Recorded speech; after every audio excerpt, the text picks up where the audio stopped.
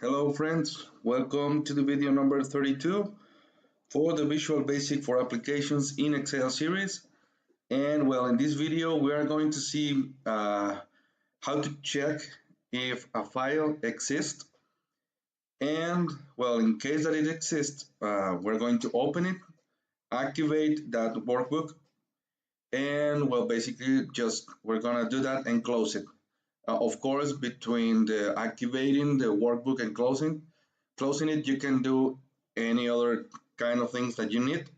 But well, in this case, and to try to keep it as short as possible, we're not gonna do anything. We're just gonna again to open it, activate it, see that it's there for us to use it, and then we're gonna close it. And well, if you didn't saw the previous video, please watch that video so that you can see how to pass arguments or parameters between subroutines. Well, in case that you don't know, if you already know how to do this, well, let's continue with the video. And well, let's say I'm going to start in this subroutine. And well, I have three different variables declared there. So this one is going to be the file found, and it's a Boolean. Then I'm going to have a variable to store the name and the address of the file. I'm going to need the whole thing, and that's going to be stored as a string, and then just the file name as a string. And here I'm going to call another subroutine, which is down below here, and I'm going to pass those three variables. So what's going to do this other subroutine? Well, I have two more variables here. Here is the directory file, and this is just to display a message to the user. So in here, as you can see, I'm gonna kind of hard code the name of the file, and well, there is ways to get different ways to get a different file name. You can let the user select it or look for it. In this case, we're just going to see if the file exists. So it can be typed in here. You can grab it from the Excel worksheet and then go and try to look for it, see if it exists. But then again, in this case, I'm just gonna hard code the name of the file. And also to keep it simple, again, you can have the user searching for it manually and or choose a different directory to look for. But in this case,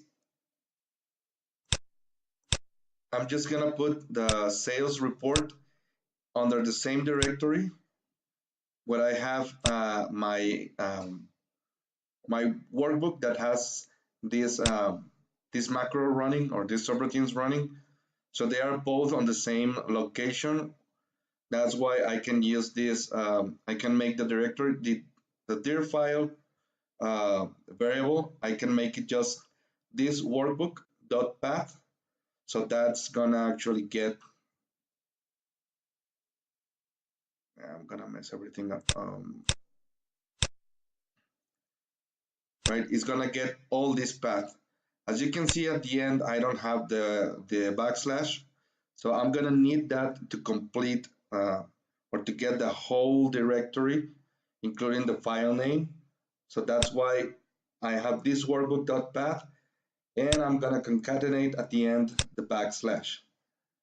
Then we're gonna, again, just to add the file name, and the name and address is gonna be the concatenation of the directory file and the file name. So I'm gonna get everything, right? It's gonna be all this with a backslash and then sales report dot xlsx. Blah. Kind of a tongue twister again.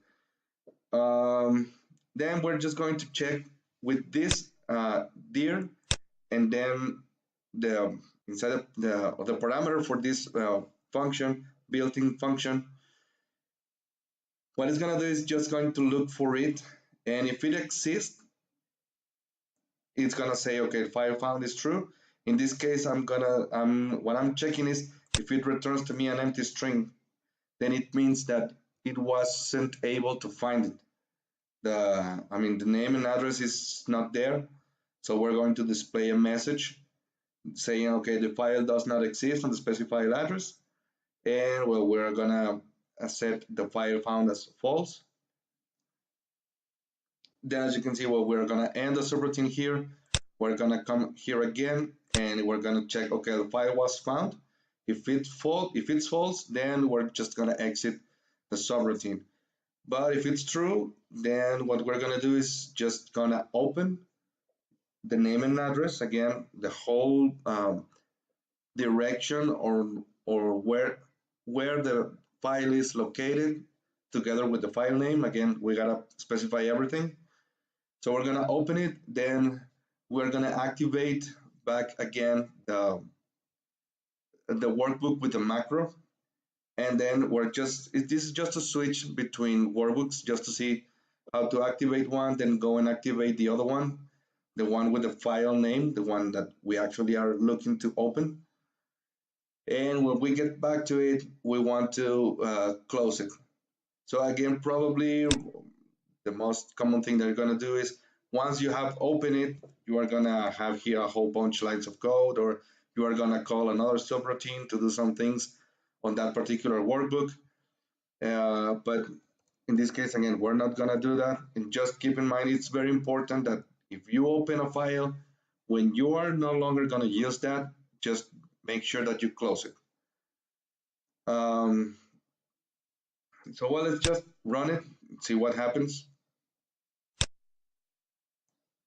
Well, I guess you just saw a blink. I hope it's recorded.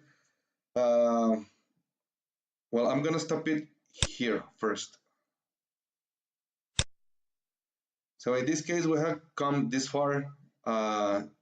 We have our directory file. Remember, we said that it was going to be all this, plus we have made the concatenation with the backslash. So we have all the direction, where it is stored. We have the file name. So now the name and address is everything concatenated, all right? Now we're just gonna see if it exists or not. Um, let's see where it stops. Okay, so it found it. So it goes to the else, and it's telling, oh, it's gonna change to true. Now I'm gonna have to put a lot of stops in here.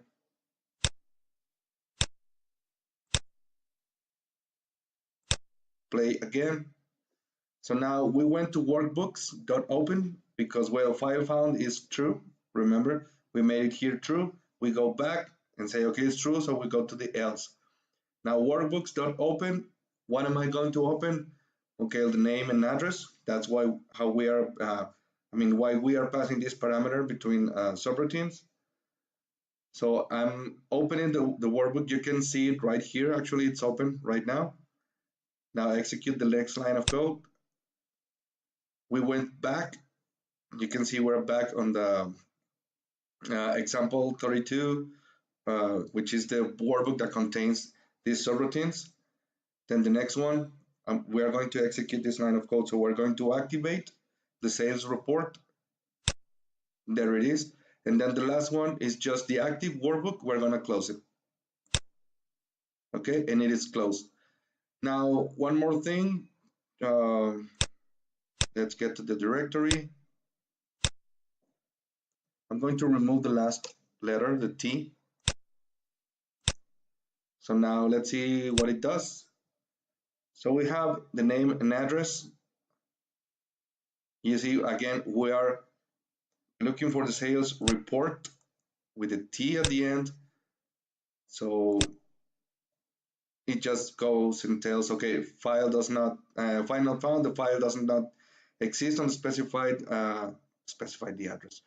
Okay, well, I messed that up. Make sure to include some typos, otherwise it doesn't work. Of course, I'm kidding. So, well, we can see here, it's in the file found, it's gonna be false. And, well, I had to stop it here.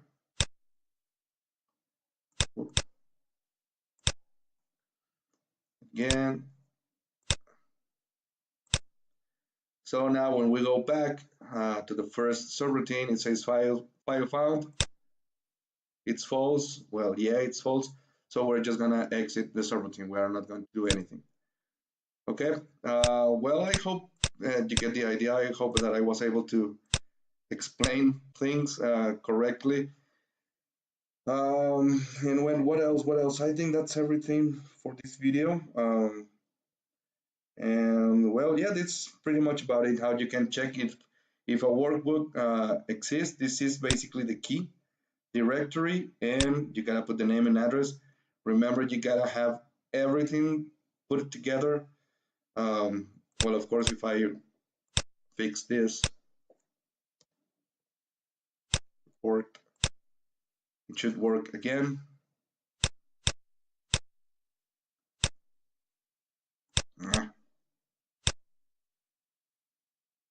Right, there it is. So it's opening, activate, close. So remember, you gotta have everything put together, the name and address. Remember to include your backslash with the path of the workbook, and you should be good to go. Well, as always, I hope that you find this video useful. Please don't forget to subscribe to the channel, share and like the video. And well, as always, thanks all of you for watching. And I hope to see you on video 33, when we're going to see how to create multi-line message boxes and how to continue a very long instruction, like for example this one, in a second line. Okay, so I hope to see you there.